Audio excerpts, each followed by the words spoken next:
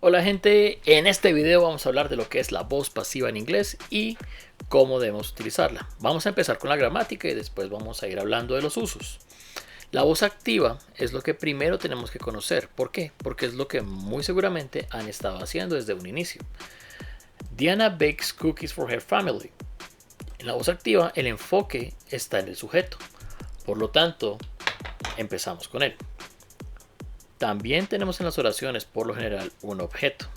En este caso va a ser cookies. Un objeto directo. ¿Por qué? Porque el verbo afecta directamente al objeto.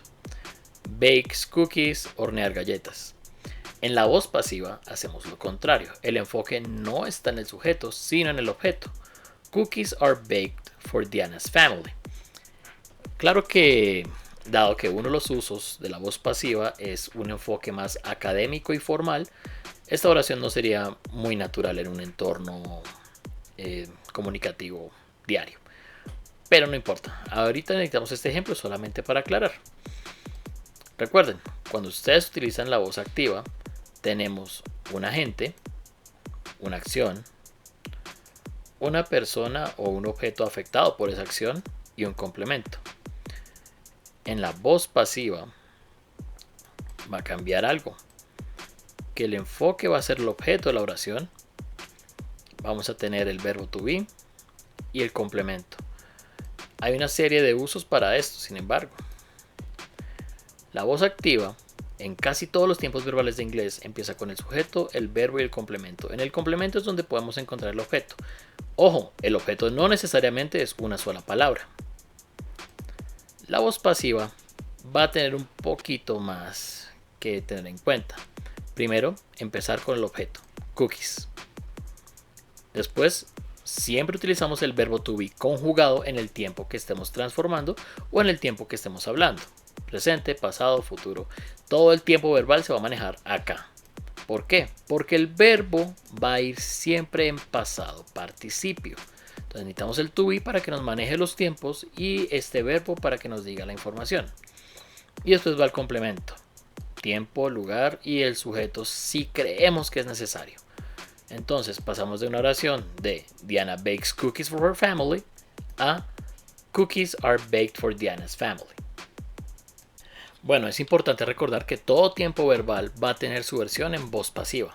Para esto tenemos que tener en cuenta que se va a transformar. También va a aplicar para las oraciones negativas y para las preguntas. Sin embargo, en este formato que tengo acá, que voy a agregar en un Google Docs en la descripción, ustedes pueden ver cómo el verbo to be va a cambiar dependiendo del tiempo que estamos hablando. Por ejemplo, presente simple es bastante straightforward, directo. Lucy scratched the sofa. The sofa is scratched by Lucy. Si ustedes pueden notar una cosa muy importante, sí, el objeto siempre va a iniciar las oraciones, en este caso, seguido del verbo to be. Sin embargo, ustedes van a decir, bueno, pero el presente continuo ya usa el verbo to be. ¿Y ahí qué hago? Lucy is scratching the sofa. Acá ya hay un to be. ¿Lo pongo dos veces? La respuesta es sí, porque el verbo to be se lleva a lo especial de ese tiempo verbal. ¿Qué es lo especial del presente continuo y del pasado continuo? La ing. Este ing se lo va a llevar el verbo to be. The sofa is being scratched by Lucy. The sofa was being scratched by Lucy. ¿Por qué by Lucy está en paréntesis? Si uno quiere decir quién hizo algo en este tiempo, por lo general, bueno, en esta estructura no es un tiempo, by nos va a permitir presentar a la gente de esta oración. Sin embargo, es totalmente opcional y por eso está en paréntesis.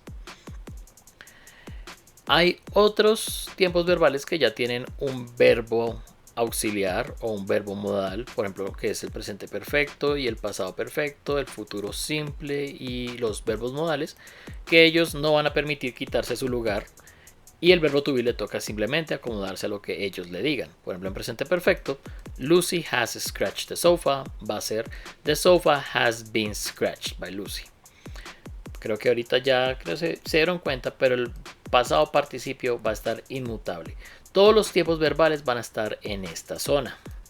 Ahora, porque dirán, bueno, todo está rojo, pero acá hay uno blanco con negro, va a decir algo sobre esto y sí. Bueno, ¿qué sucede? Hay unos tiempos verbales que por sí ya son bastante complejos. Por ejemplo, futuro continuo, bueno, no es tan complejo. Lucy will be scratching the sofa. Esta oración, cuando se pasa a voz pasiva, the sofa will be being scratched.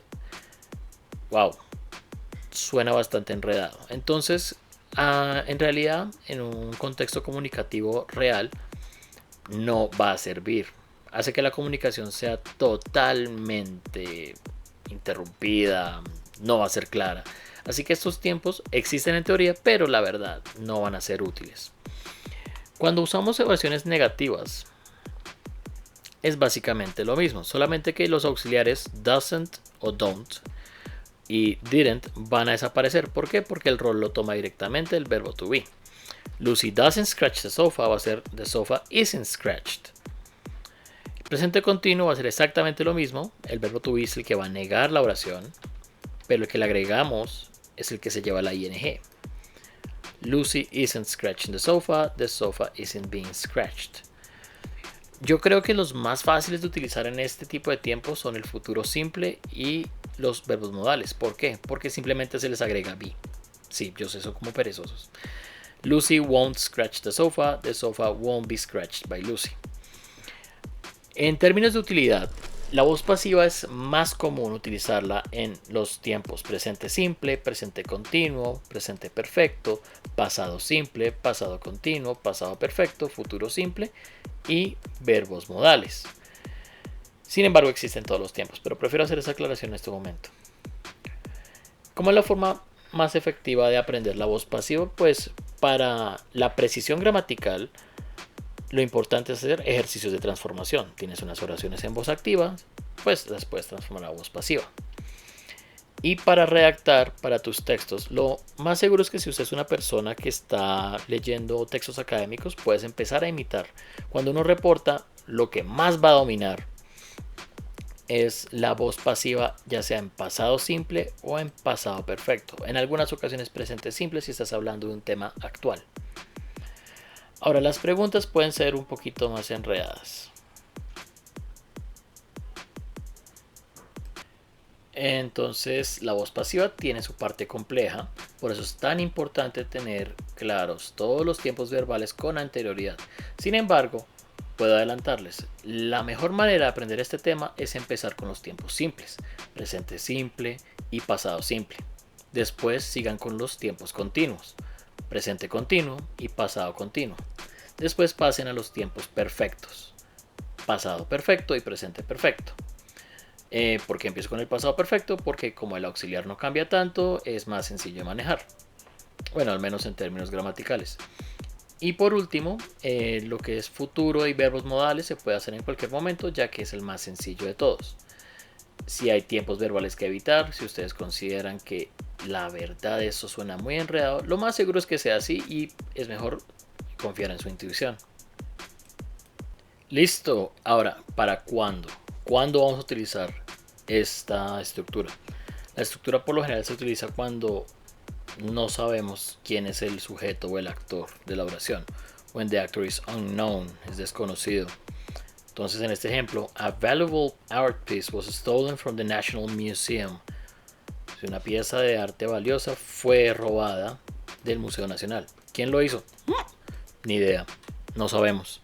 Este tipo de oraciones se pueden ver, por ejemplo, en las noticias o en algún momento donde importan más, entre comillas, los objetos, las víctimas o lo que fue afectado que las personas que lo hicieron.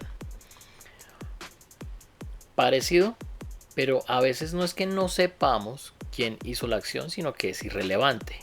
When the actor or subject is irrelevant, cuando el sujeto es irrelevante, por ejemplo, si un colegio abrió y no sabemos o no nos importa si fue el alcalde o una sociedad privada, solamente decimos que un colegio fue fundado.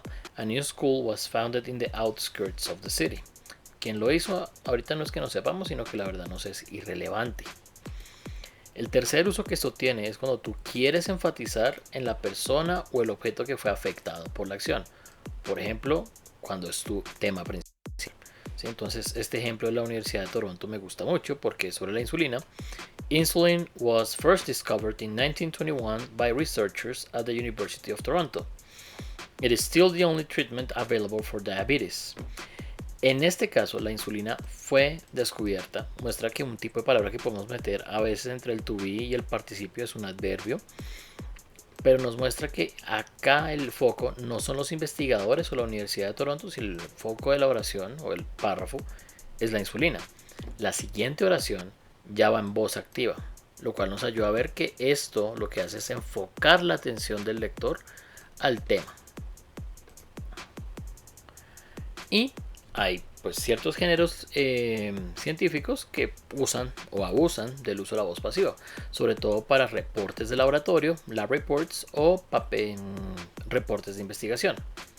Entonces, por ejemplo, 30 milligrams of sodium were added to the mix. Si tu nombre está en tu reporte de laboratorio, es decir, I added to the mix 30 milligrams of sodium, la verdad es innecesario porque tu nombre ya está en el documento.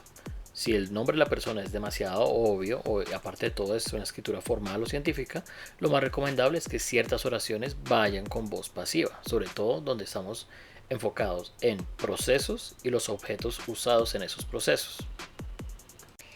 Así que, en conclusión, viendo los usos, ¿necesitamos mencionar al agente, al sujeto en la voz pasiva?